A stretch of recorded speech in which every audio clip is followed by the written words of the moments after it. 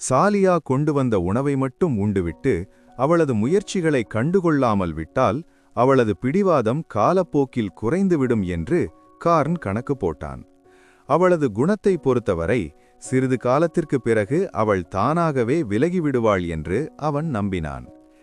இன்னும் சில நாட்களில் அந்த சுரங்கம் என்னுடையதாகிவிடும் என்று கார்ன் அந்த பெரிய உறைந்த இரையை தின்றுகொண்டே டிராகன் மொழியில் முணுமுணுத்தான்.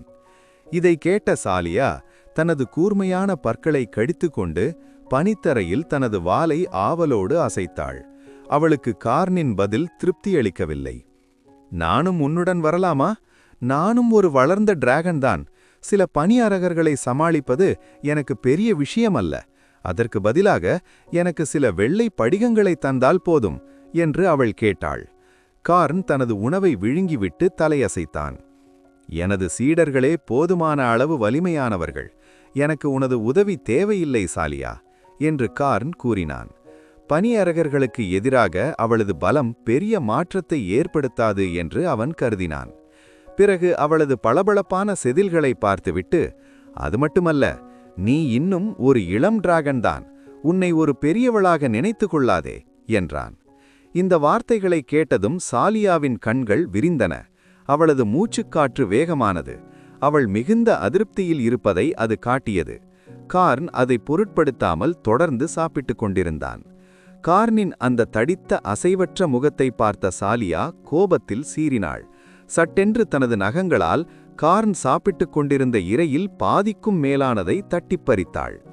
இனிமேல் உனக்கு நான் எதையும் தரப்போவதில்லை என்று ஆத்திரத்துடன் கத்தினாள். அவளது முகம் சாலியாவின் முகம் கடும் கோபத்தால் குளிர்ந்திருந்தது. மீதமிருந்த இரையை தனது நகங்களால் பற்றியபடி அவள் நின்றாள். ஒருமுறை தனது சிறகுகளை பலமாக அடித்துக்கொண்டு கார்னின் குகையை விட்டு வெளியேறி வானில் பறந்தாள். கார்ன் தன்னை தடுப்பான் என்று அவள் காத்திருக்கவில்லை. மிக வேகமாக அங்கிருந்து மறைந்தாள். கார்னும் அவளை தடுக்க முயற்சிக்கவில்லை. குகைக்குள் இருந்தபடி அவள் வெகு தூரம் பறந்து செல்வதை அமைதியாக பார்த்து கொண்டிருந்தான். ஒருபுறம் கார்ன் திட்டமிட்டபடியே அவளை அலட்சியமாக நடத்தியதால் அவள் இப்போது விரக்தியில் விலகிச் சென்றிருக்கக்கூடும் என்று நினைத்தான். இனிமேல் அவனிடம் எந்த விசித்திரமான எதிர்பார்ப்புகளையும், அதாவது நோக்கங்களையும் அவள் கொண்டிருக்க மாட்டாள். இது ஒரு நல்ல விஷயமே. ஆனால் மறுபுறம் தினமும் தனக்கு கிடைத்து வந்த அந்த சுவையான உணவை தவறவிட்டதை எண்ணி அவன் ஒரு நிமிடம் வருந்தினான். இன்னும் சில நாட்களில் அந்த வெள்ளை படிகச் சுரங்கம் எனக்கு கிடைத்துவிடும் என்று கார்ன் தனக்குள்ளே சொல்லிக் கொண்டான். பிறகு தனது பார்வையை தூரத்தில் மறையும் சாலியாவிடமிருந்து விலக்கி மீண்டும் தனது மந்திரங்களை கற்றுக்கொள்வதில் கவனம் செலுத்தினான். சாலியா சென்ற பிறகு கார்ன் ஆழ்ந்த மன ஒருமைப்பாட்டுடன் மந்திர மாதிரிகளை தனது மனதில் பதிய வைக்கத் தொடங்கினான். அவன் பிளாஸ்டிக் எனர்ஜி பிரிவின் 6ஆம் நிலை மந்திரமான பிளேசிங் ஃபயர்பால் பயிற்சியில் ஈடுபட்டான். மந்திரங்களின் நிலை உயர உயர ஒவ்வொரு நிலைக்கும் இடையில் உள்ள ஆற்றல் வேறுபாடு 10 மடங்கு அதிகமாக இருக்கும். அதிகப்படியான குறியீடுகளும் மந்திரச் சுற்றுகளும் இதில் அடங்கியிருப்பதால் அவற்றை செதுக்குவதற்கு மிக வலிமையான மன உறுதி, அதீத கவனம் மற்றும் தெளிவான சிந்தனை தேவைப்பட்டது. இந்த விழிப்பு நிலைக்கு பிறகு கார்னின் மனவலிமை இப்போது வெகுவாக மேம்பட்டிருந்தது. ஒரு 6ஆம் நிலை மந்திரத்தை கற்றுக்கொள்வதற்கு தேவையான மன உறுதி அவனிடம் இருந்தது. சொல்லப்போனால் 9ஆம் நிலை மந்திரத்தை கூட கற்றுக்கொள்ளும் அளவுக்கு அவன் தன்னம்பிக்கையுடன் இருந்தான். ஆனால் இங்கே ஒரு சிக்கல் இருந்தது. பொதுவாக மந்திரவாதிகள் ஒரு நிலையை சேர்ந்த பல மந்திரங்களை கற்றுக்கொண்டு அதன் கோட்பாடுகளை ஆழமாக புரிந்து கொண்டு ஒரு வலுவான அடித்தளத்தை, அதாவது ஃபவுண்டேஷனை அமைத்த பிறகுதான் அடுத்த நிலைக்கு செல்வார்கள். ஆனால் கார்னிடம் இருந்த அறிவு மிகவும் குறைவாகவே இருந்தது. மோர்டினின் குறிப்பேடுகள் உயர்நிலை மந்திரங்களை பற்றிய ஆராய்ச்சிகளை மட்டுமே கொண்டிருந்தன.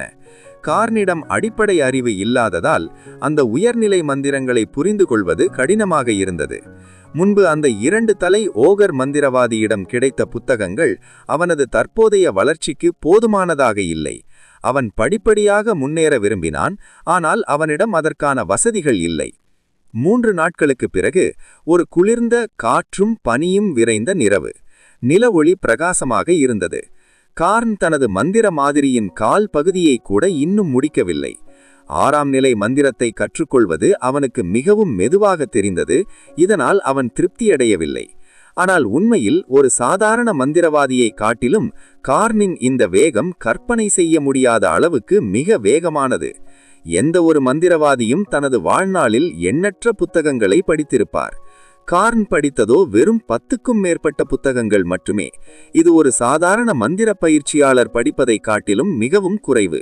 அவனிடம் போதிய அடிப்படை அறிவு இல்லாததே இதற்கு காரணம்.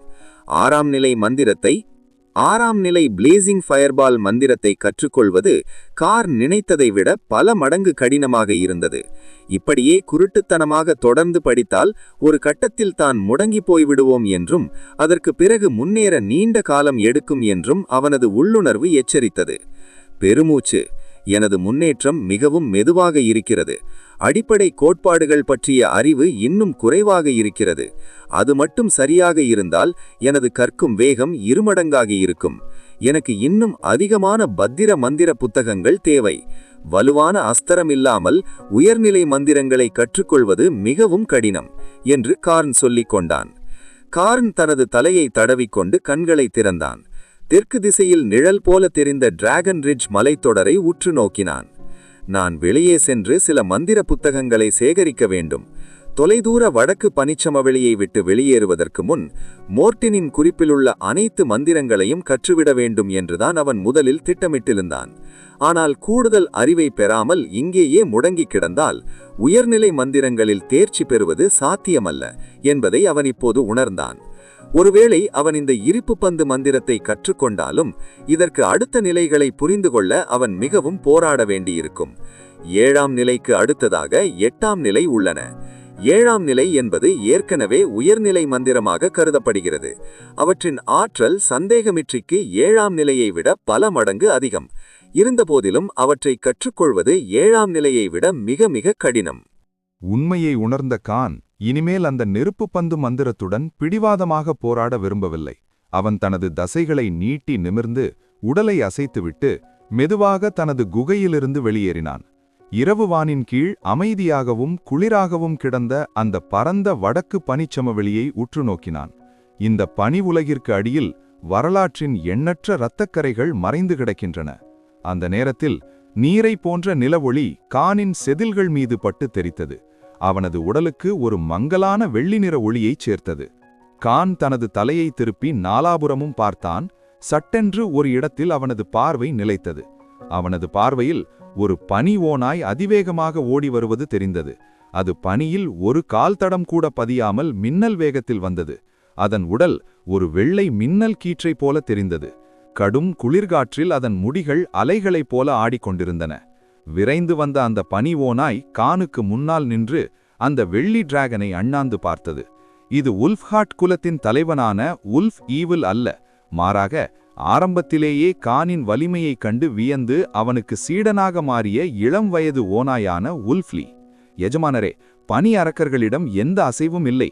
அவர்கள் எப்போதும் போலத்தான் இருக்கிறார்கள் என்று கூறிய உல்ஃப்லி சற்று தயங்கி தொடர்ந்தான். இருப்பினும் ஒரு வெள்ளை டிராகன் அவர்களை தாக்கியது. அந்த போரில் அந்த டிராகன் காயமடைந்து கீழே விழுந்தது. இப்போது அரக்கர்களிடம் சிக்கிக் கொண்டது. அது சமீபகாலமாக உங்கள் எல்லைக்குள் அடிக்கடி வந்து சென்ற அதே வெள்ளை டிராகன் தான், சாலியா. இதை கேட்டதும் கான் ஒரு கணம் திகைத்து நின்றான். பிறகு அவனது முகம் இருண்டது.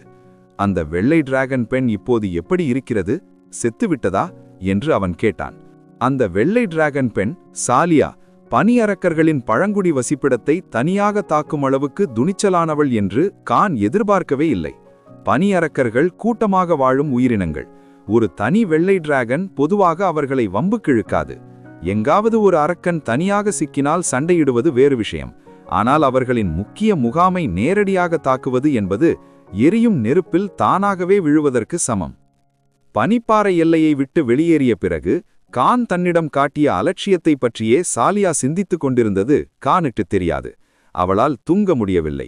படுக்கையில் புரண்டு புரண்டு படுத்தாள். நினைக்க நினைக்க அவளுக்கு ஆத்திரம் அதிகரித்தது. இறுதியில் அவள் மிகுந்த கோபத்தால் நிறைந்தாள்.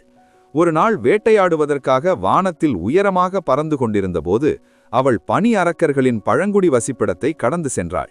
ஏற்கனவே கான் மீது இருந்த கோபமும் பனி அரக்கர்கள் மீது அவளுக்கு இருந்த நீண்டகால வெறுப்பும் சேர்ந்து அவளது நிதானத்தை இழக்கச் செய்தது. அவள் திடீரென்று தாழ்வாக பறந்து நிலத்தை சுட்டெரிக்கும் வகையில் தனது பனி மூச்சை ஐஸ் பிரெத் கக்கி தனது ஆத்திரத்தை தீர்த்து கொள்ள பல பனி அரக்கர்களை தாக்கினாள். அவளது திட்டம் என்னவென்றால், ஒரு முறை பனி மூச்சை கக்கி தாக்கிவிட்டு அங்கிருந்து உயரமாக பறந்து சென்று விடலாம் என்று அவள் நினைத்தாள். ஆனால் பனி அரக்கர்கள் அவ்வளவு சாதாரணமானவர்கள் அல்ல. எதிரிகளாக அவர்கள் ஒரு தனி வெள்ளை டிராகன், அதுவும் எந்த துணையும் இல்லாமல் தங்கள் பழங்குடியினையே தாக்க துணிந்ததைக் கண்டு பனி அரக்கர்கள் முதலில் திகைத்தனர்.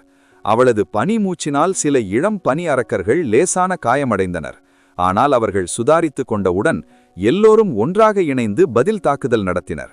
அவள் உயரமான இடத்திற்கு தப்பிச் செல்வதை தடுத்து வானத்திலிருந்து அவளை சுட்டு வீழ்த்தினர். கானை பொறுத்தவரை அவன் இதற்கு முன்பர் அந்த வெள்ளை டிராகன் பெண்ணை தோற்கடித்து அவளது பொருட்களையும் எல்லையையும் பறித்திருக்கலாம். ஆனால் பிற உயிரினங்கள் அவளை கொல்வதை அவனால் சும்மா பார்த்து கொண்டிருக்க முடியாது. கானின் முகத்தில் தெரிந்த அந்த ஆபத்தான கோபத்தைக் கண்டு நடுங்கிய உல்ஃப்லி வேகமாக பதிலளித்தான். இல்லை எஜமானரே, பனி அரக்கர்கள் அந்த வெள்ளை டிராகனை உடனடியாக கொல்லவில்லை. அவளை ஒரு கூண்டில் அடைத்து சிறைப்பிடித்துள்ளனர். பனி அரக்கர்கள் ஒரு வெள்ளை டிராகனை உயிரோடு பிடித்து அதை ஒரு வெற்றி கோப்பையாக காட்ட விரும்புகிறார்கள். ஒரு வெள்ளை டிராகனை அடக்கி தங்களுக்கு கீழ் பணிய வைப்பதே அவர்களின் மிகப்பெரிய ஆசைகளில் ஒன்று. அப்படி செய்யும் அரக்கனுக்கு அவனது இனத்தவரிடம் மிகுந்த மரியாதையும் பழங்குடியினருக்குள் உயர்ந்த அந்தஸ்தும் கிடைக்கும். அவள் சிறைப்பிடிக்கப்பட்டிருப்பதால் இப்போதைக்கு உயிருக்கு இளண்டிய ஆபத்தில்லை என்பதை அறிந்த கான் சற்று நிம்மதியடைந்தான். இது எப்போது நடந்தது என்று அவன் கேட்டான். உல்ஃப்லி தயக்கமின்றி பதிலளித்தான். சுமார் அரை மணி நேரத்திற்கு முன்புதான். நாங்கள் பனி ஓநாய்களை தொடர்ந்து கண்காணித்துக் கொண்டிருந்ததால் உடனடியாக என்று பதிலளித்தான். பனி ஓநாய்கள் மிகுந்த புத்திசாலியான மந்திர உயிரினங்கள். கானுக்கும் அந்த வெள்ளை டிராகன் பெண்ணுக்கும் இடையில் உள்ள உறவு என்னவென்று அவற்றுக்கு சரியாக தெரியாவிட்டாலும் அவள் அடிக்கடி இங்கே வருவதும் கானுக்கு பரிசுகள் கொண்டு வருவதும் அவற்றுக்கு தெரியும். எனவே இந்த தகவலை உடனடியாக கானிடம் தெரிவிக்க வேண்டும் என்பதில் அவை உறுதியாக இருந்தன. கானின் முகம் தீவிரமானது. இந்த முறை உல்ஃப்ஹார்ட் குலம் மிகச்சிறந்த பணியை செய்துள்ளது என்று அவன் பாராட்டினான். அந்த பனி ஓநாய் சிறு புன்னகையுடன் தனது தலையை வணங்கி, உங்களுக்கு சேவை செய்வதே உல்ஃப்ஹார்ட் குலத்திற்கு பெருமை என்று கூறியது. அடுத்ததாக கான் தனது குகைக்குள் பல மந்திர எச்சரிக்கை கருவிகளை அமைத்தான். பிறகு தனது 2 வெள்ளை டிராகன் காவலர்கள், ஒரு வலிமையான பனிப்புலி மற்றும் ஒரு பனி ஓநாயை துணைக்கு அழைத்தான். அவர்கள் அனைவரும் பனி அரக்கர்களின் கிராமத்தை நோக்கி விரைந்தனர். ஓகர்கள், கோபால்ட்டுகள் மற்றும் வடக்கு ஆவிகள் போன்ற மற்ற சீடர்கள் அவர்களுக்கு பின்னால் அணிவகுத்தனர். பிரகாசமான நில ஒளியில் ஓநாய் பட்டாளம் இரவு நேர தாக்குதலுக்கு தயாரானது. 3 பிரம்மாண்டமான டிராகன்கள் தங்களின் சிறகுகளை விரித்து மேகங்களுக்கு மேலே ஆயிரக்கணக்கான மீட்டர் உயரத்தில் பறந்தன. மற்ற எந்த உயிரினங்களாலும் அவர்களை கண்டறிய முடியவில்லை. ஒரு அடர்த்தியான பனிமூட்டம் அந்த டிராகன்களை சூழ்ந்து அவர்களின் உருவத்தையும் வாசனையையும் மறைத்தது. மிக அருகில் யாராவது இருந்தால் கூட பலமான காற்றோட்டத்தின் காரணமாக அந்த பனிமூட்டத்திற்குள் 3 டிராகன்கள் மறைந்திருப்பதை அறிவது கடினம். கான் மற்றும் அந்த 2 முதிர்ந்த வெள்ளை டிராகன்களும் மேகமூட்ட மந்திரத்தை பயன்படுத்தின. இது எதிரிகளின் உணரும் திறனை 90% வரை தடுத்துவிடும். வானில் எந்த தடையும் இல்லாததால் அவை 2 இடங்களுக்கும் இடையே நேர்கோட்டில் பறந்து பனிமூடிய சிகரங்கள் கொண்ட ஒரு மலைத்தொடரை விரைவாக அடைந்தன. ஆயிரக்கணக்கான மீட்டர் உயரத்தில் இருந்தபடி மேகங்களையும் இருளையும் ஊடுருவி பார்க்கும் தனது கூர்மையான பார்வையால் கார்ன் கீழே இருந்த பனி அரக்கர்களின் கிராமத்தை பார்த்தான். அந்த கிராமத்தைச் சுற்றி 10 மீட்டர் உயரமுள்ள கற்சுவர்களும் பழங்காலத்து உயரமான வீடுகளும் இருந்தன. அங்கிருந்த வளர்ந்த பனி அரக்கர்கள் குறைந்தது 5 மீட்டர் உயரம் இருந்தனர். அது ஒரு கிராமத்தை விட ஒரு பெரிய கோட்டையைப் போலவே காட்சியளித்தது. அந்த கிராமத்திற்கு பின்னால் சுமார் 100 மீட்டர் உயரமுள்ள ஒரு சிறிய பனிமலை இருந்தது. அந்த மலையின் அடிவாரத்தில் சுமார் 6 அல்லது 7 மீட்டர் உயரமுள்ள வலிமையான பனி அரக்கர்களை கார்ன் கண்டான். அவர்கள் பயங்கரமான கோடாரிகளையும் கல் சுத்தியல்களையும் ஏந்தி அந்த பகுதியை ரோந்து வந்தனர். அவர்களின் மங்கலான நீல நிறத் தோல் அந்த இரவில் லேசாக மின்னியது. அந்த வளர்ந்த பனி அரக்கர்களுக்கு அருகில் ஒரு பிரகாசமான மந்திர ஆற்றல் ஒளி வீசுவதை கார்ன் கவனித்தான். ஏதோ ஒரு முக்கியமான பொருளை அவர்கள் பாதுகாப்பது போல தெரிந்தது. அது வேறொன்றுமில்லை, மந்திர ரத்தினமான வெள்ளை படிகத்தின் ஆன்ம ஒளிதான் அது. அந்த பனிமலைக்கு ஆழமான உட்பகுதியில் அவை இருந்தாலும் இருட்டில் எரியும் மெழுகுவர்த்தியைப் போல அந்த ஒளி மலையை துளைத்து கொண்டு வெளியே தெரிந்தது. அந்த சிறிய பனிமலைக்கு அடியில்தான் அந்த வெள்ளை படிகச் சுரங்கம் இருக்கிறது என்பதை கார்ன் தனது பார்வையை சுரங்கத்திலிருந்து விலக்கி பனி அரக்கர் பழங்குடியினருக்குள் நடப்பவற்றை கவனிக்கத் தொடங்கினான். சாலியா சொன்னது போலவே அங்கே சுமார் 40 அரக்கர்கள் இருந்தனர். அவர்களில் 20க்கும் மேற்பட்டோர் நன்கு வளர்ந்த முதிர்ந்த அரக்கர்கள். அவர்கள் தரையில் இரும்பு தூண்களைப் போல கம்பீரமாக நின்று கொண்டிருந்தனர். அவர்களில் சிலர் ஒரு பெரிய இரும்பு கூண்டைச் சுற்றி நின்று உள்ளே இருக்கும் உயிரினத்தை ஆர்வத்துடன் வேடிக்கை பார்த்து கொண்டிருந்தனர். அந்த கூண்டிக்குள்ளிருந்த சாலியா பனி அரக்கர்களை பார்த்து ஆத்திரத்துடன் கர்ஜித்தாள். அழுக்கான அருவருப்பான உயிரினங்களே, ஒரு உண்மையான டிராகனை உடனே விடுதலை செய்யுங்கள், இல்லையென்றால் அதன் கோபத்திற்கு நீங்கள் ஆளாக நேரிடும். அவள் தனது பனிமூச்சை ஒரு வளர்ந்த பனி அரக்கனை நோக்கி சீறினாள். ஆனால் அந்த மூச்சுக்காற்று கூண்டின் இடைவெளிகளை தொட்டபோதும் அதன் தடிமனான இரும்பு கம்பிகளில் இருந்த மந்திர குறியீடுகள் மின்னத் தொடங்கி அதை தடுத்தன. அந்த கூண்டு குறிப்பாக வெள்ளை டிராகன்களை சிறைப்பிடிப்பதற்காகவே உருவாக்கப்பட்டதாக தோன்றியது. சாலியாவால் தனது பனிமூச்சினாலோ அல்லது நகங்களாலோ அந்த கூண்டை உடைக்க முடியவில்லை.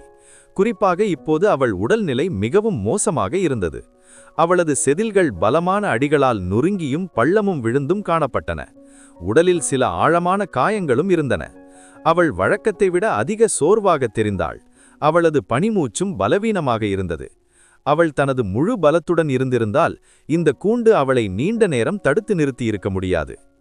பனி அரக்கர்களுக்கு டிராகன் மொழி தெரியாததால் சாலியா என்ன சொல்கிறாள் என்பது அவர்களுக்கு புரியவில்லை. அவர்கள் அவளை வெறும் பனி அரக்கர்கள் விசித்திரமான கண்களுடன் சாலியாவை பார்த்து தங்களுக்குள் உற்சாகமாக பேசிக் கொண்டிருந்தனர். அவர்களுக்கு டிராகன் மொழி புரியவில்லை, அதேபோல் சாலியாவிற்கும் அரக்கர்களின் மொழி புரியவில்லை.